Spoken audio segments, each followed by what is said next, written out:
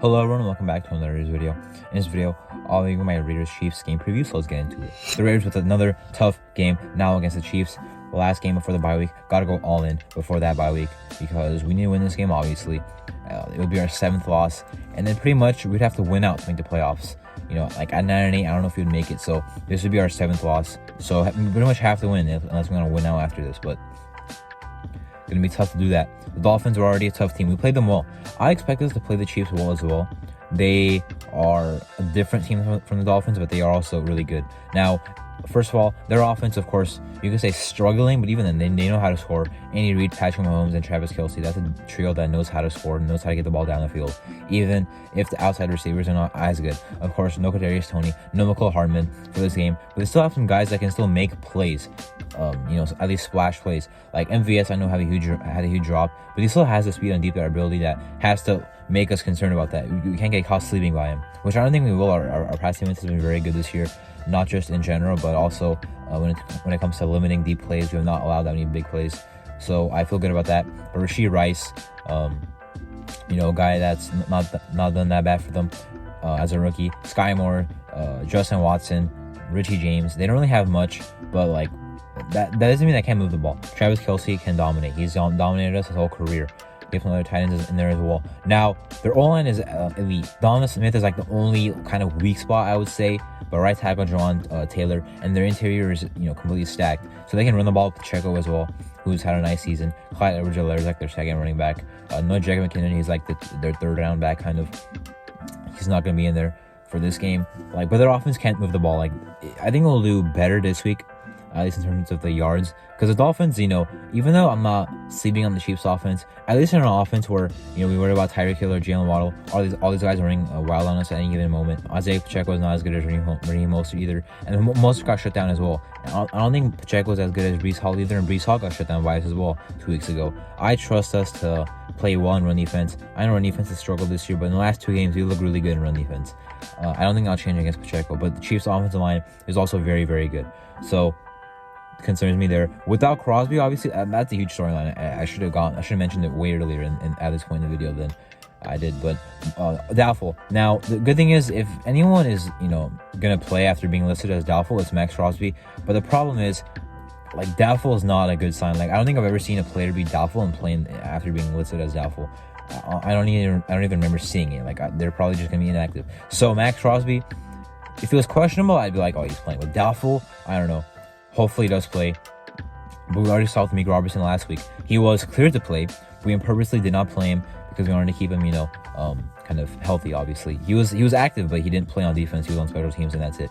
Of course, as a guy who was a starter for us, we kept him out of the starting rotation. So Crosby, I'm not sure if he'll even play.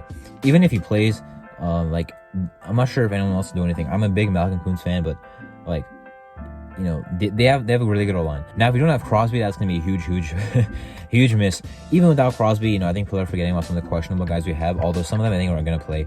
Like Robert Spillane, I think will play. Marcus Epps, I'm not really sure, but even if he doesn't, Isaiah Palomar looked better. Not better, but he looked good last week. And I think he'll still get snaps this week, even if Marcus Epps does play. And of course, Cole Miller on offense. We'll get to the offense later, but we still have some key guys questionable. And Roger Teamer, but he got activated today, so I think he will be playing.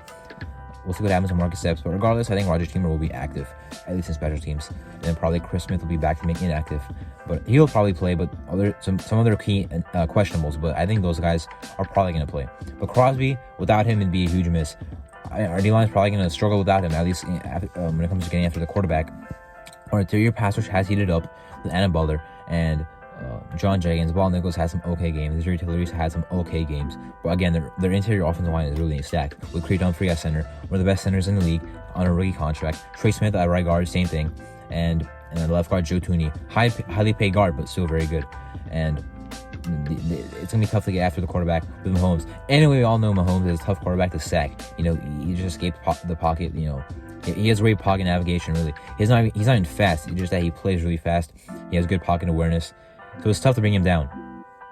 Crosby is the only guy that I've seen on this team actually be able to do that in the past years. And even then, Mahomes will escape him too. So it's going to be tough without Max Crosby. Koonce, again, I'm a huge fan, but as a team's leading edge rusher, I don't know. Tyree Wilson, we need a big game out of him, obviously. Everyone on this D-line needs to step up. Malik Reed needs to step up, get some pressure, as he has done in his NFL career, but we need a big game from the D-line. Crosby, I'm not sure if he plays, but that's still a question mark to me. Getting after the quarterback is a question to me, even with Crosby, because Crosby can do his thing, but we need the other guys to step up. I feel like, as I say every week, because Crosby doesn't always get the help that he needs. Sometimes he gets help. Of course, Kuntz has had nice games. The interior has been getting better. If there's no Crosby, then who's the guy? Now, moving on from the defensive line, I do want to talk about, of course, Kelsey. Kelsey's the guy that has killed us in the past, but this year we have linebackers that can cover. I'm not sure how we're going to play him, but with them having no Tyreek Hill or a receiver I worry about double teaming, Travis Kelsey has to get double teamed in this game, and I think we will be able to limit him. We're doing a solid job of that. And even if we don't, it doesn't mean that'll translate to points. Tyreek Hill was not exactly contained, but they had 20 points. Even if Kelsey has a big game yardage-wise, if they don't score that many points, I'll be fine with it. But even then, I think we should be able to stop him. Like, they don't have a Jalen Waddle or a Cedric Wilson or a Raheem Mostert. I think we should be able to key in on Travis Kelsey anyway. So, not really too worried about him going off in this game. We have the defense now to be able to stop them. We have the secondary to be able to stop them. The question is, can we stop the running game? Because I think we will be able to stop the passing game. Not too worried. Of course, Mahomes, Andy Reid, Travis Kelsey, always got to be worried. But at the end of the day, our defense, I think, actually has more talent than our offense does. Now, moving on to the offense, where I'm feeling very questionable about how we're going to play on offense in this game. Of course, Josh Jacobs has done really well against the Chiefs in the past, but our run game has not looked good for the most part of the season. Last week, I thought we'd out-physical the Dolphins, and we did not do that. He had 2.8 yards to carry. I know people say get him more touches. He had 14 touches last week, or carries, but the Dolphins are all over him, and we're down most of the game anyway. Now, I do agree, should have started off running the ball more than passing the ball. I thought that was kind of interesting.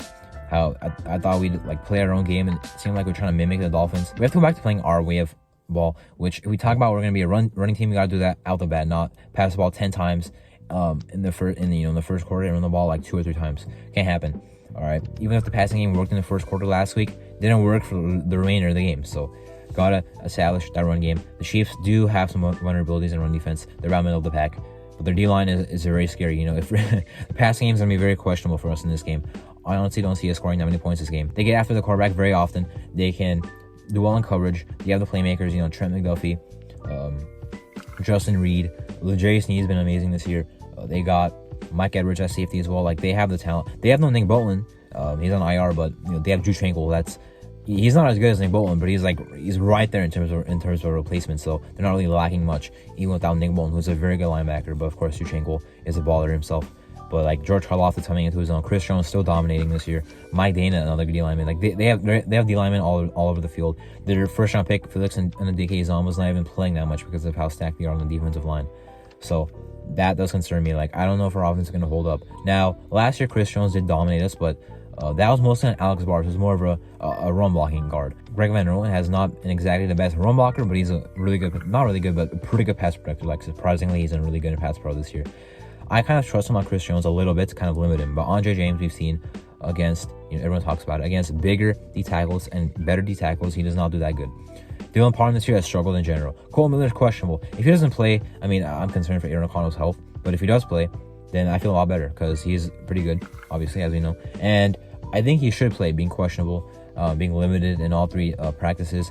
He was limited, but he still practiced all 3 days, so I think he should be able to play. We definitely need him out there against the Chiefs defensive line.